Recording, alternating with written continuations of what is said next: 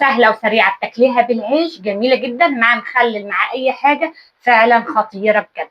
شوف الوصفه جميله جدا وسهله وسريعه، وما قلناش كتير ولا عملنا حاجه، وفي 5 دقايق حضرناها بالشكل ده. ريحتها جميله جدا وطعمها لذيذ، هتاكليها بالعيش جميله جدا. هي ما فيهاش زيت كتير. اول حاجه هنعملها، هنقشر البطاطس،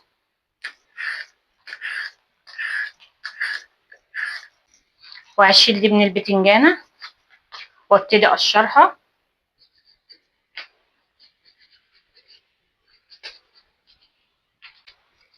بعد ما قشرتهم كده، لو انت حابه البتنجان بقشره فما فيش مشكله، هعمله شرايح كده.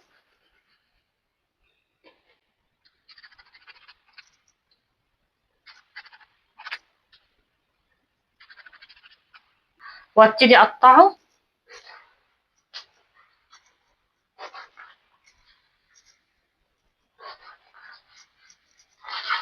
مكعبات صغيره.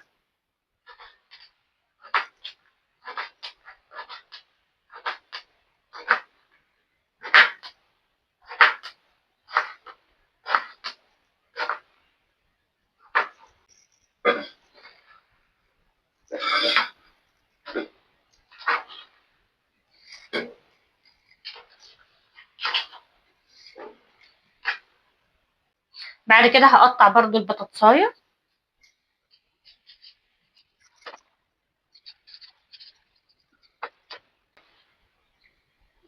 احط الشريحتين على بعض كده واعملها صوابع،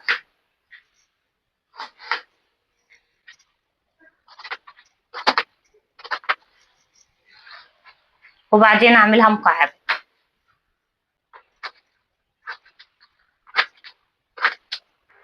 في طاسه على البوتاجاز، وبحط معلقتين من الزيت، معلقتين 2 بس.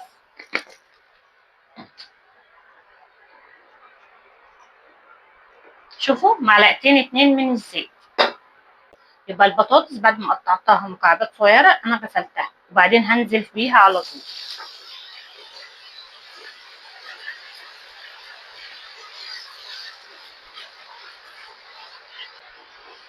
بعد ما قلبت كده في البطاطس لمده دقيقه، هنزل بالبتنجان.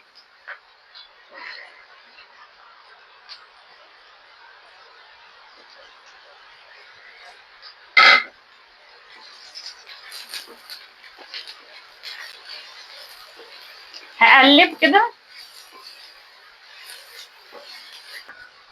هحط شويه من الملح، شويه من الفلفل الاسود،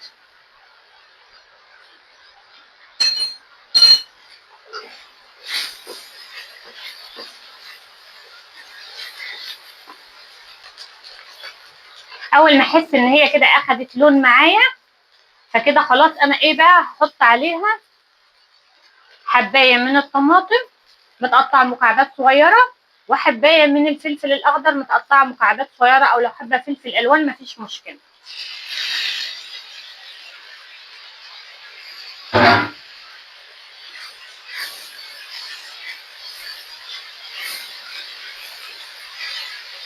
بعد كده هحط معلقه كده مليانه من الثوم المفروم، معلقه صغيره مليانه من الثوم المفروم،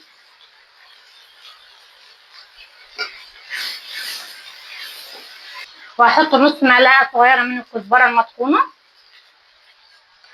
ونص معلقه صغيره من الكمون، وهبتدي اقلب فيه.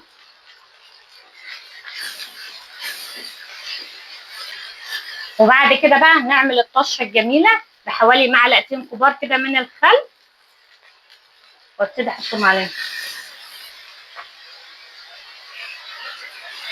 واو، جميله جدا. عايزه اقول لكم الريحه فعلا خطيره جدا، وطعمها لذيذ وبدون زيوت كتيره وصحيه جدا. وصفه كمان سهله وسريعه كده. تمام كده معانا.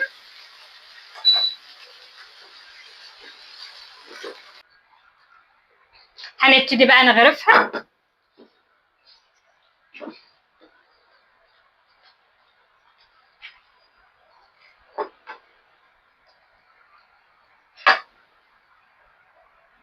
بعدين بقى هحط كده شويه من الكزبره،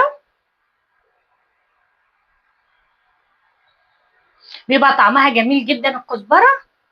فسهله وسريعه، تاكليها بالعيش جميله جدا مع مخلل مع اي حاجه، فعلا خطيره بجد. شوف الوصفه جميله جدا وسهله وسريعه، وما قلناش كتير ولا عملنا حاجه، وفي 5 دقايق حضرناها بالشكل ده.